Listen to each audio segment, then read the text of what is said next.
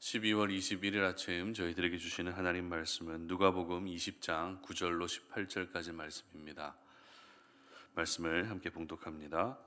그가 또 이 비유로 백성에게 말씀하시기를 시작하시니라. 한 사람이 포도원을 만들어 농부들에게 새로 주고 타국에 가서 오래 있다가 때가 이름에 포도원 소출 얼마를 바치게 하려고 한 종을 농부들에게 보내니 농부들이 종을 몹시 때리고 거저 보내었거늘 다시 다른 종을 보내니 그도 몹시 때리고 능욕하고 거저 보내었거늘 다시 세 번째 종을 보내니 이 종도 상하게 하고 내쫓은지라. 포도원 주인이 이르되 어찌할까? 내 사랑하는 아들을 보내리니 그들이 혹 그는 존대하리라 하였더니 농부들이 그를 보고 서로 의논하여 이르되 이는 상속자니 죽이고 그 유산을 우리의 것으로 만들자 하고 포도원 밖에 내쫓아 죽였느니라. 그런즉 포도원 주인이 이 사람들을 어떻게 하겠느냐? 와서 그 농부들을 진멸하고 포도원을 다른 사람들에게 주리라 하시니 사람들이 듣고 이르되 그렇게 되지 말아지이다 하거늘 그들을 보시며 이르시되 그러면 기록된 바 건축자들의 버린 돌이 모퉁이의 머릿돌이 되었느니라 하며 어찌미냐. 무릇 이 돌 위에 떨어지는 자는 깨어지겠고 이 돌이 사람 위에 떨어지면 그를 가루로 만들어 흩으리라 하시니라. 아멘. 은혜를 알아야 진멸되지 않는다라는 제목으로 오늘 말씀 전합니다. 여러분, 결초보은이라고 하는 사자성어를 들어보셨을 것입니다. 결초보은의 뜻은 죽어서도 잊지 않고 그 은혜를 갚는다라는 그런 의미를 가지고 있습니다.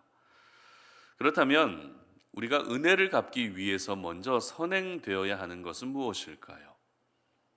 은혜를 갚기 위해서 선행되어야 할 부분은 어떤 것일까요? 그것은 바로 은혜를 알아야 한다는 것입니다. 은혜를 은혜로 여겨야 한다는 것이죠. 은혜를 잘 알고 있어야 그 은혜를 갚아 나갈 수 있는 것입니다. 만약 받은 은혜가 있는데도 불구하고 그것을 은혜로 여기지 못한다면 은혜를 갚는 것은 둘째치고 계속해서 상대방을 더 이용하려고 하는 그런 심리가 바로 우리 죄성을 가지고 있는 사람의 심리인 것 같습니다. 오늘 본문이 바로 이것을 저희들에게 잘 보여주고 있는 본문인데요. 오늘 본문은 이 포도원 농부 비유의 말씀입니다.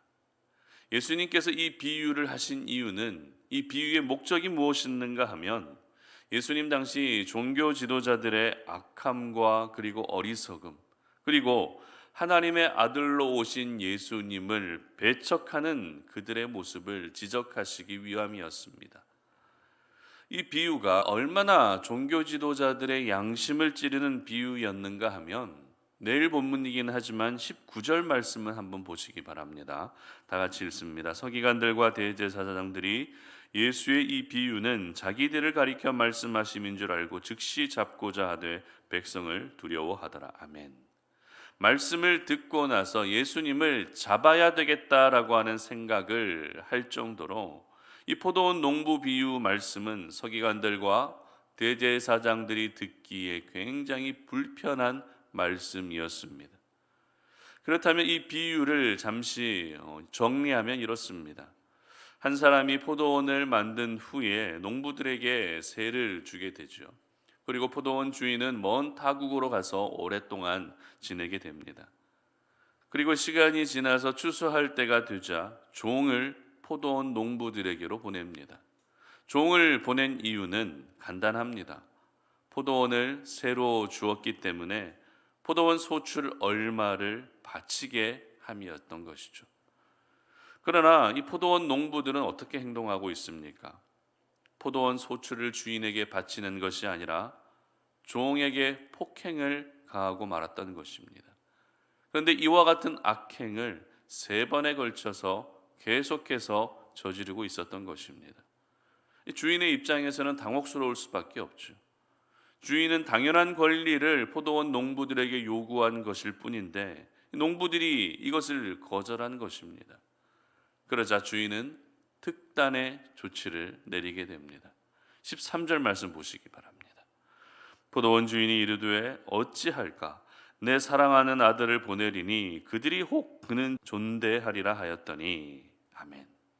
바로 사랑하는 아들을 농부들에게 보내기로 한 것입니다.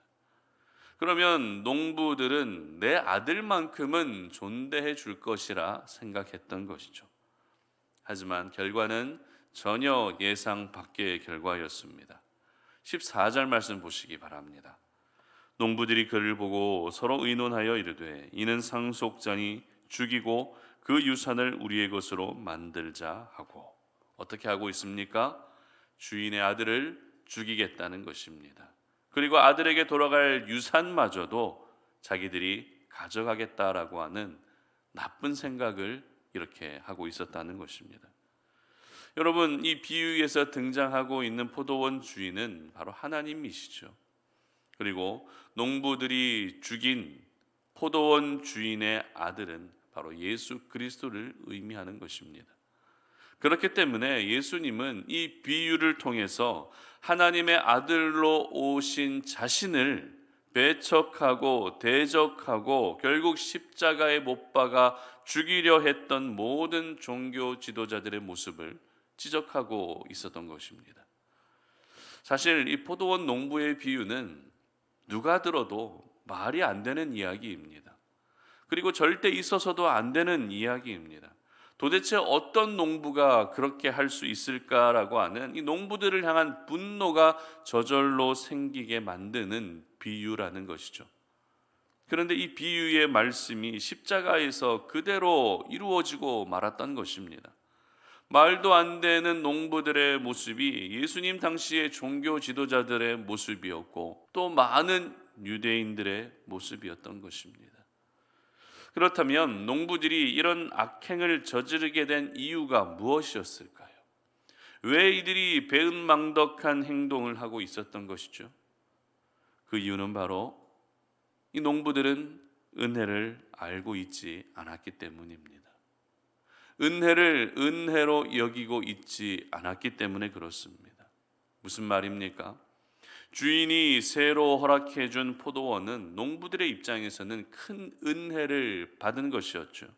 왜냐하면 포도원에서 일을 할 수 있게 해 주었을 뿐만 아니라 먹고 살 수 있는 그 기반까지도 갖추어질 수 있었기 때문입니다. 농부들은 그 포도원에서 열심히 일하면서 포도원 소출의 일부를 주인에게 바치기만 하면 그들은 평생 일하며 살 수 있는 은혜를 받은 것입니다. 그러나 문제가 무엇이었다고요? 그것을 은혜로 여기지 않았다는 것입니다.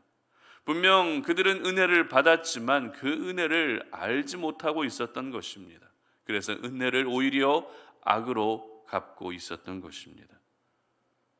예수님 당시 종교 지도자들과 많은 유대인들이 가지고 있었던 생각이 바로 이런 생각들이었습니다.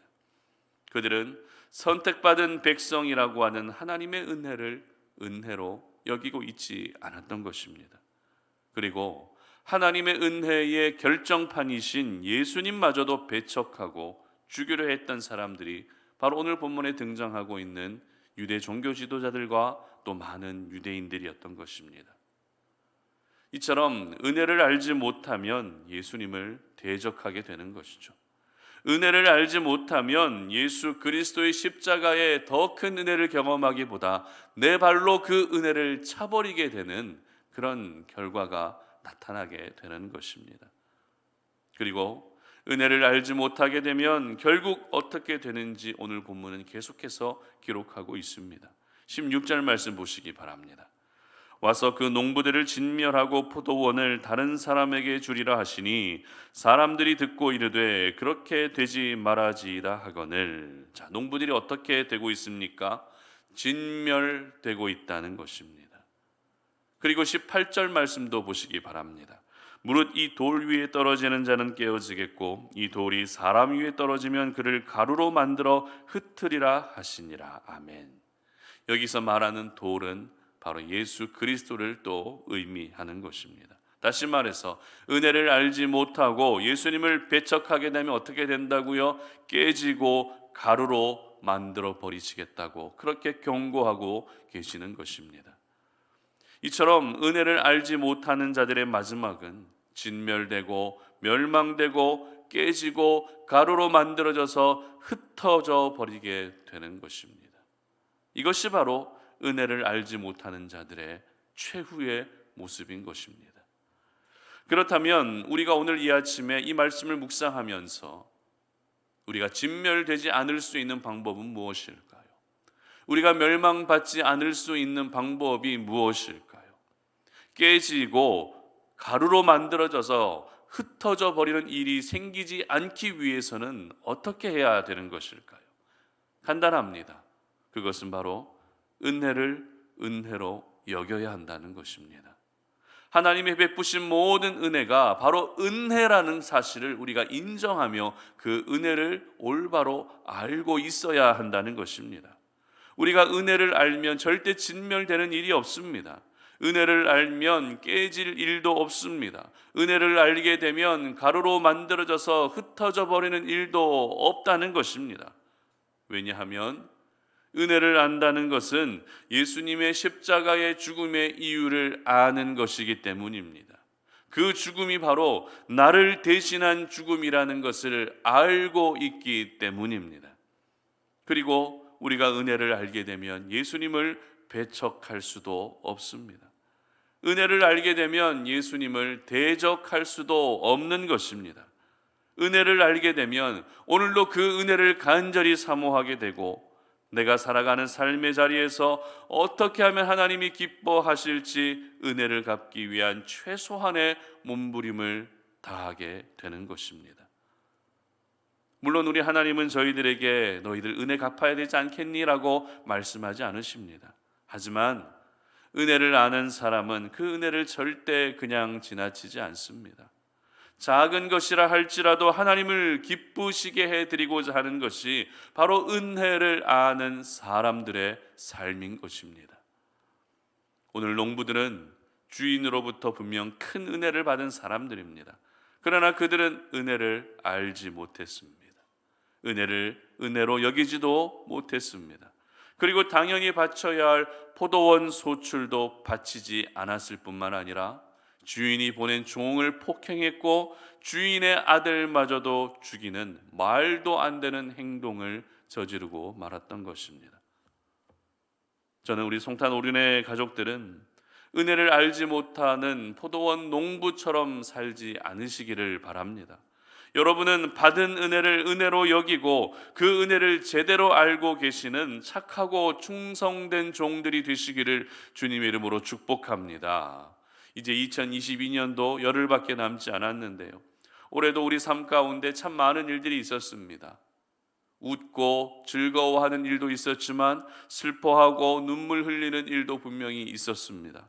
하지만 이 모든 일들이 바로 하나님의 은혜인 줄 믿으시기를 바랍니다. 올해 겪었던 모든 일들은 하나님의 은혜입니다.